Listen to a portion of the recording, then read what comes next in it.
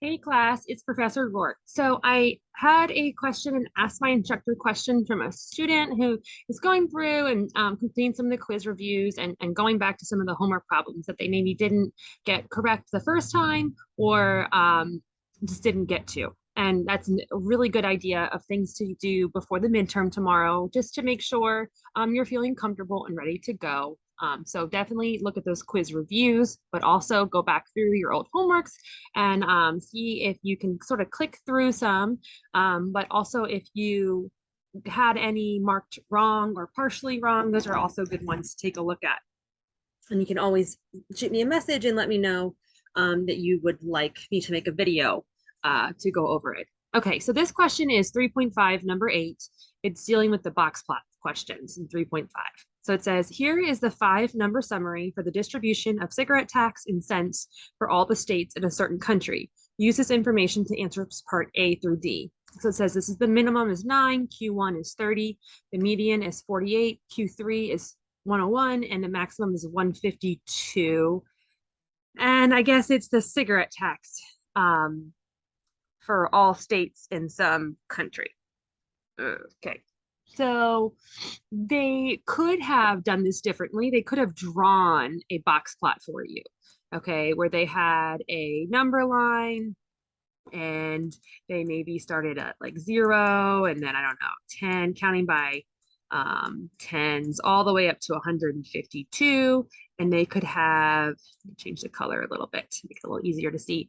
They would have the minimum, this like whisker starting here at 9, and then at 30 they would have Q1, right? So I'm not going to keep drawing it could just take a lot of more time to go through drawing a box plot. You don't have to draw that for a box plot for this problem, but that would kind of be how they would do this problem. They could have done this problem, right? I'm just kind of sketching it out, a real rough sketch. Okay, and then something like this. Okay. Again, that's rough. You don't need that. But sometimes I'm a very visual person. So I just like to think when they give me this information that what they're actually giving me is a box plot. Okay. The minimum is 9. The 5-number summary is the minimum is 9. Q1 is 30. Median is 48. Q3 is 101 and the maximum is 152. So the big thing about this particular question that starts out, it says about what proportion of the states have cigarette taxes greater than 30 cents is the first question.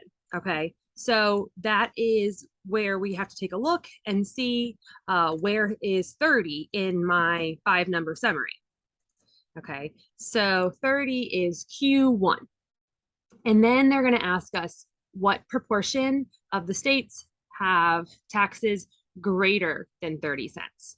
Okay, so what we need to know is that each of the in between each of these numbers is 25% of the data. Okay, so it's sort of similar to the empirical rule where we have like a 68%, 95%, and 99.7, but instead this is a box plot that we would use if the data was not symmetric and we couldn't use the empirical rule if it wasn't a normal curve. So what we want to do from here is we just want to go ahead and think, okay, 30 to 48 is 25%. 48 to 101 is also 25%. And then 101 up to the maximum, which is 152, also 25%. Okay, I don't have my pen today, so it's a little crazy looking.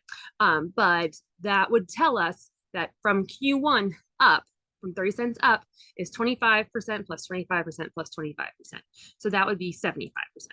Okay, and so each time we just have to read the question carefully, find the number on the box plot or within the 5-number summary, and then see what they're asking us for. Okay, they ask greater than, less than, in between. What are they asking? Okay, the next question wants to know what percentage of the states have cigarette taxes greater than 101.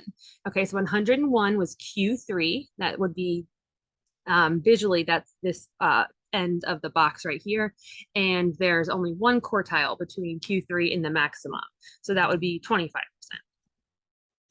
Okay, so I know this section was a lot mixed in there between the empirical rule. We did that in 3.4, and then we dove in real fast into 3.5, so I want to make sure we definitely feel comfortable with this.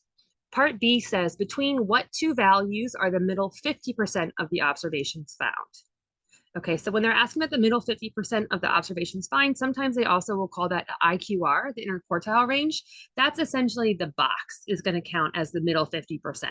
So that is between Q1 and Q3. So again, if you're a visual person, sketch it out. If not, you can just look and see, okay, Q1 is 30, Q3 is 101. So it says the lower bound of the middle 50% is 30, and the upper bound, the middle 50% is 101. Okay. Lastly, it says here's what we were looking for before, find and interpret the interquartile range. So that is, remember, like Q3 minus Q1. So that would be 101 minus 30. So let's see, 101 minus 31 would be like 70 and then another one, okay, or 30 plus 71. Or you can just use a calculator, you know. Okay, so what does this mean? It says the IQR summarizes the range for, it's not the upper half, it's not the lower half, it's not within one standard deviation because that would be like the normal curve. That would be an empirical rule, the 68, 95, 9.7. And so it has to be D. The IQR summarizes the range for the middle half of the data. Yes, that is correct. Okay, so hopefully that helped. Again, that was 3.5, number 8. If there's any other questions that I can help answer, I can make a quick video and send it out to you. Or if you have any questions about anything on the midterm, I'll be sending out an announcement later. Okay, thanks, class.